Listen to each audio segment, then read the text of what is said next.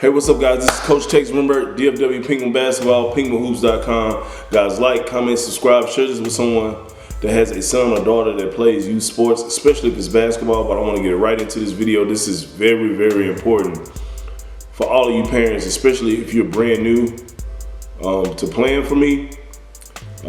This is specifically based on my kids that are playing for me, so it may not help other people out as much, but it still can. So I needed to make this video. I probably should have done a long time ago. I made videos that are similar to it as far as the talking points, but today I want to specifically talk about what it's going to be like on your first season playing for me, or what to kind of expect the first season playing for me. Number one, okay, scrap everything that you thought basketball was for kids and throw it out the window. I'll say it again. Everything that your son has learned, for the most part, especially if they're coming to me from a situation where they're playing at a lower level, you need to scrap every single thing that you thought basketball was. It's a totally different experience, and playing for me is a totally different experience, right? The coaches they had before, their structure is nowhere near the structure that I have. Okay, me holding them accountable, the way is going to be totally different than the way their former coach was. Right, the way I go about disciplining them, just how organized I am, is going to be a shock. Right, the teams that we play against, the way the game is refereed. Just a lot of different things are different. So I want you to scrap everything that you thought basketball was. It's just not going to be the same. Prime example, I'll just give you, I like analogies. You know, we all either got the option of getting a Samsung phone or an iPhone.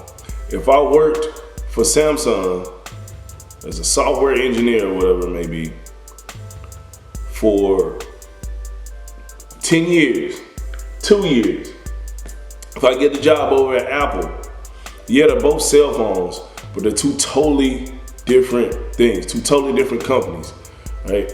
You playing basketball in a rec league or playing at the YMCA league or whatever league you may have been at and coming over to me, yes, it's still basketball, but it's totally different. You playing for Coach Smith over there is just a dad, and he had two good players on the team. Y'all won the championship in the upward league with a bunch of kids that can't walk and chew gum. It's totally different than you coming over and playing for me, where I'm actually teaching everybody, regardless if they're the worst player or the best player on the team, how to play basketball and holding them accountable. And I don't care if we win or lose at the end of the day. I'm worried about them getting better. It is a totally different thing. Number two, during all of this stuff, your son learning plays, learning how I am, learning his teammates, learning the speed of the game, everybody has a different learning curve. Some kids are going to catch on a lot faster than your son, right? Your son may catch on a lot faster than others, but everyone has a different learning curve. The only difference about this learning curve that's different from school learning is it's a team sport, right? So your son may catch on to what I'm telling you, or learn the plays a lot faster than some of the other kids. You're like, man, this other kid is slowing us down. But he's going to get there, right? Everybody's learning curve is different, and you have to be patient. Number three, the one thing that I normally see with a lot of coaches, because mainly they're just in it to win. They don't care about making mistakes and making the kid better and helping them learn from mistakes. How I teach is, I teach, let them make a mistake, I correct, then teach again, right? I teach them something, either they get it and they don't make mistakes, or I teach them something, they make a mistake, I let them make the mistake, then I correct the mistake, and then I teach them again. And sometimes it may take me doing that 15 times with one kid before it finally snaps in their head and they get it. But I'm gonna hold your son accountable for their mistakes, right? Now, I might not always see everything, but I'm gonna hold them accountable. A lot of stuff I do see, and you may say, Coach, why are you not getting on him about it? I'm letting them make the mistake, and then I correct it, and then I teach again. right? So the difference between me and a lot of coaches, because I actually care, is I hold them accountable. Number 4, guys, you may see me not get on your son about making a mistake or missing a shot or airballing, or I may joke about it with him instead of yelling at him or scolding him about stuff. And it's mainly because they're still learning, right? You can't get mad at somebody for making a mistake about something that they had no idea they were making a mistake about, right? They have to learn, especially when the kids are really young, right? How you go about handling them when they're little can either get them to want to love the sport or hate it, right? And you don't want your kid to relate playing sports as something that they don't like doing because of consequences of mistakes, right? So it's just like when you get a new job, you know, you make a mistake on your new job, handling something wrong, and then they make a big deal about it. It's like, well, hey, you guys didn't let me know the rules and regulations of how stuff works with this. Like, you can't really hold me fully accountable for it. But the main thing is, you guys are gonna see me not say something sometimes, and you don't need to coach from the sidelines. Let me handle it. I got it. I don't need you telling them where to go. These little kids are already confused with just me telling them something and their teammates telling them something. You yelling at them from the sidelines what to do is just giving them extra confusion, and in turn, they're gonna be looking over their shoulder at you the whole game instead of listening to me, which I make the decisions, right? To be honest, guys, listen, if you want to start your own team, they have plenty, all of these gyms that have leagues, whether it be baseball, football, basketball, soccer, rugby, cheerleading, they have a bunch of spots open for coaches. If you want to coach, go ahead and coach. But if you're going to play for me, let me do my job. Number 5, okay? I want to reiterate again. Don't coach from the sidelines. It's not needed. Cheering. Hey, good job, Bobby. Oh, man, good shot. Way to get back. Don't coach your kid from the sidelines, and you definitely don't want to say anything to somebody else's kid, because they can go down a whole different rabbit hole. But just let me do what I do. I'll figure it out like I always do. These last 16 years of me doing it, right? Every kid is different. I don't see everything, but I do see everything. Let me handle it. I don't need you giving your kid instruction from the sideline. I don't need you during timeouts calling your son over, or during breaks or dead balls, you trying to get your son to talk, get his attention so you can tell him something, right? It doesn't matter. Don't coach from the sidelines. Dad, mom, uncle, grandpa. Number 6, guys, the game in the Select League tournament ball, if our team is good enough to play on the circuit, which there hasn't been in a while, like the real circuit. I haven't had a team that good in a while, but just any team that I have that I'm actually coaching, it's a lot more the game is a lot more fast paced than like a rec league or like a, you know, just like a community league or something like that, or a church league or something, right? It's a lot more fast paced. The kids are more advanced. The coaches will cheat to win, meaning they will bring a 5th grader to a 4th grade game. They'll bring a 6th grader to a 4th grade game and try to slither him in just because he might look like a 4th grader, or he might be the same size as a 4th grader, but he's actually 2 grades older, right? Or we're in the lower league of the 4th grade and they have a 5th grade or another 4th grade team, this team that we're playing against, or this club we're playing against, and they'll bring down 2 kids from their best team that they have that plays 2 grades up. Yeah, he might be in the 4th grade, but he doesn't normally play with this group of kids. But since they're playing with us or playing against us, they will do that. And I've been dealing with that for years, guys. So I'm kind of used to it. It just bothers the kids sometimes. And it's unfair. It's unfair to me because if we have a 4th grade team, 5th grade team, 6th grade team, they've been working their butt off to get better. And right when we start to turn the corner to get better, teams started to notice it. and then they start bringing their other teams, because a lot of these coaches know they're not going to out-coach me X's and O's. They're not going to out-motivate their kids other than, making up something to motivate them and say, hey, we're playing the Penguins and this guy, right? And a lot of times, too, guys don't want to lose to a team named the Flying Penguins, right? So they're bringing their A game. But the point I'm trying to make is the game is a lot faster paced than what you used to, right? The kid will make a layup on the other team or something like that, and as soon as you're about to take the ball out, he's lining up with your kid on the baseline, right? They don't care. These coaches don't care. They'll try to beat you by 60, 70, 80, 100, 200 points. Number 7, the referees will make 95% of the calls and violations that happen, right? Now, all of these referees are not really, really good. Some of the newer guys are not good. The guys that have been around for a while, I know them. Some of them I know personally through me playing. Some of these referees have been refereeing games since I was in high school and middle school, right? They're a little bit older now, but they know me. And sometimes you see them come over and talk to me and stuff because they've been seeing me they've been seeing me coach for a decade plus. So they're not going to be perfect, but those little travels that you would get in those rec leagues and YMCA leagues and stuff that nobody said anything about, these refs are going to call it most of the time, right? Unless the game is a complete blowout or they feel bad for one of the teams because one team is losing bad or something like that. Or if both teams are traveling a lot, they might just let some of it go and they'll come over and tell the coaches that's what they're doing.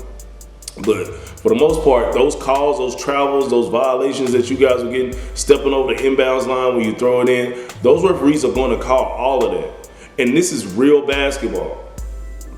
Number 8, some of you guys have been playing in leagues where they have 4 8-minute quarters. The league that I'm currently coaching in is 2 20-minute halves, and the clock stops under the last 2 minutes. Number 9, I need you guys to understand that. Playing time is earned and it's subjective to me and my assistant coaches, right? So your son may not play that much at all. They might play 2 minutes a half, if that, in certain games. If it's a game that I feel like I can win and your son is going to come in, he doesn't understand stuff yet, and he's going to hurt us, I'm not going to play him that much. He's going to have to learn at practice and get better at practice and show me at practice that he can do what we need him to do to be able to help the team compete. Now, on the other hand of that, your son may play the whole game and he's dead tired. We need him in the game. If we take him out, it's going to be extremely rough. So it's 2 sides of that, and then it's a middle, right? Your son may just get rotation. A lot of times, guys, the only time I don't play guys a lot is in games where a win for that team is rare, and I have to play guys due to a situation where this person is good at handling the press and we're playing against a team that's pressing, or this kid's the biggest kid on the team and we need him to rebound, or this kid's our best scorer, or he's our best shooter and they're leaving a certain part of the floor wide open and I need him to shoot those shots. But you guys have to understand that playing time is earned and everybody does not get equal playing time. Number 10, guys, we have games that we will get blown out badly. You have to understand that and accept that. Now, the reason why I don't talk about my teams beating teams badly is because I don't do that. I've had situations a lot of times where I could have beat a team by 50, 60, 70 points. But I started to get my guys to work on stuff because I actually understand the game and I respect the game, right? These other coaches don't care.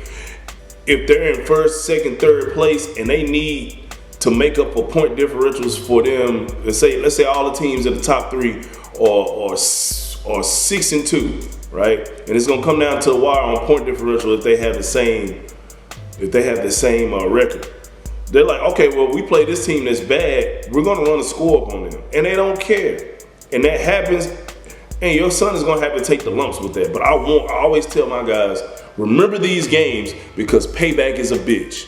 Number 11, this is a tip. The rise home will be tough sometimes after a loss, after a practice, because your son is confused and he's frustrated. This is good though, because he knows where he's at. He knows that he needs to work. He just hasn't accepted it that, hey, I'm not that good. My team is not that good yet. I got to put in some extra work. right? So he's gonna go one of two ways. He's gonna say, hey, you know what? I need to go back to the rec league where I can just hang out, eat slushies and popcorn after the game and before the game. Or I want to get better so I can make my middle school team. Because guys, ultimately you're playing for me because you want your son to get better, not for wins or losses. But some of those rides home are going to be really, really bad. Your son may cry, may be upset, may not want to eat. That's part of it, right? All of us have gone through that, whether it be with sports, school, your girlfriend, a job you wanted. We all gone through that frustration of not getting what we want or not reaching a goal that we want short term. But the long game and the end game of stuff is what matters the most, not only in sports, but in life. So being able to handle that, your son being frustrated, motivating him, guys, I'll be honest with you, the best thing to do after the game is just not talk to your son about basketball. Talk to him about everything else. Hey son, what do you want to eat? Hey, what time is, you got your homework done?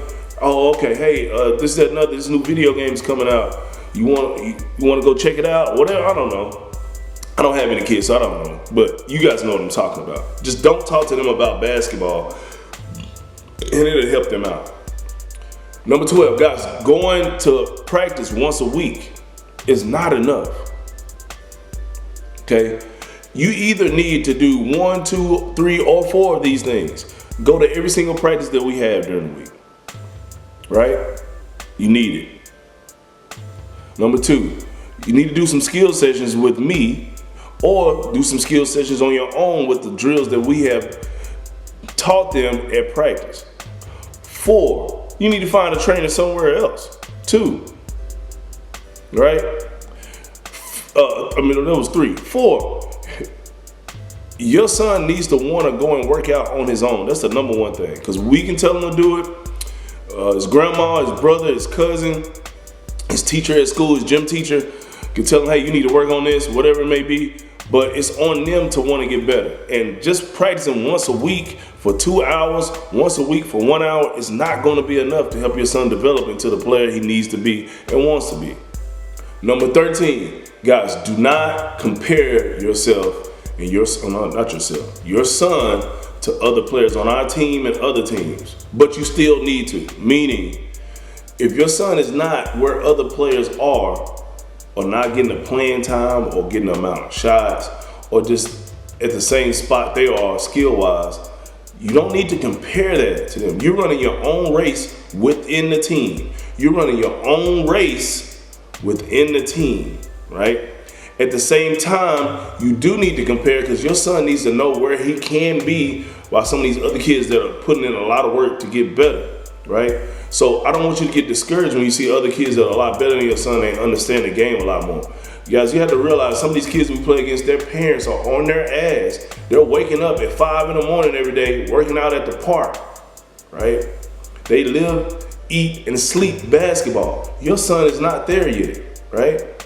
So you have to understand that everybody's journey is different. You're running your own race within the team structure.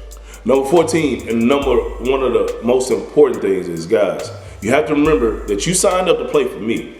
And with doing so, you're saying, hey, I'm more focused on developing my son the right way to learn the sport of basketball. Now, this may take time. It may take 1 season, 2 seasons, 3 seasons. It may take 2 years for your son to get it. But at some point, he's going to get it, and he's going to get it the right way. Rather than them playing on the team where it's 1 or 2 kids that does all the work, they win all the championships, win all the tournaments, and your son is just a part of the team instead of him actually learning and really contributing to the team, right? Because at the end of the day, your son has a tryout for that 7th, 8th, 9th, 10th grade team on his own. His teammates from his AAU program or his Nike team or his YMCA league team is not going to be there to help them make shots. It's not going to be there to help them run lines, okay? Your son is going to have to learn along the way how to play and what his strengths and weaknesses are. Does that make sense? So you have to learn the right way, and you playing for me is you saying, hey, I'm committing to the grind. I'm committed to taking the lumps. I'm committing to my son actually learning how to play basketball along the way, because the right way, I'm sorry. Because in the long game, that's what matters the most. Number 15, which is the last one. Guys, let me handle it at the end of the day. Okay? If something goes wrong, whether it be with the referee, with your son, with the opposing coach, with opposing players, all that stuff, let me handle it. I've been doing this a long time, and I see a lot of stuff that you guys don't see and don't notice. Don't stress yourself out. Let me handle it. Okay? Save yourself the stress. It'll be okay. Right? I'll take care of it. It may take time, and you may think I don't see it. If it gets bad, really, really, really bad, come and say something to me at the next practice, not after the game, at the next practice, or email me and we'll talk about it. But for the most part, I got it, and I see exactly what you see. I just like to go about stuff a different way. Hey, I'm Tex Renberg, DFW Penguin Basketball. Like, comment, subscribe, and I'll see you guys later.